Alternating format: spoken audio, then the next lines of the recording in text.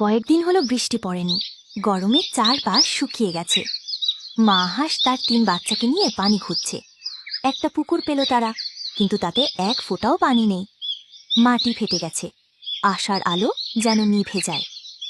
হঠাৎ দূরে দেখা গেল একটা শেয়াল বড় মাটির কলসিতে পানি নিয়ে বসে আছে ছায়ায়। মা হাঁস কাছে গিয়ে বলল, আমার বাচ্চাদের একটু পানি দিন ভাই। শেয়াল হেসে বলল, তোমাদের জন্য আমার পানির এক ফোঁটাও নেই। হাঁস পরিবার মাথা নিচু করে আবার হাঁটা শুরু করলো। রাস্তার মাঝে হঠাৎ লুটিয়ে পড়ল মা হাঁস। বাচ্চারা কাঁদছে, জাগাতে চেষ্টা করছে, কিন্তু মা কিচ্ছু বলছে না। তখনই হঠাৎ ঝোড়ো হাওয়ায় শেয়ালের হাঁড়ি পড়ে গিয়ে ভেঙে যায় আর জল মাটিতে মিশে যায়।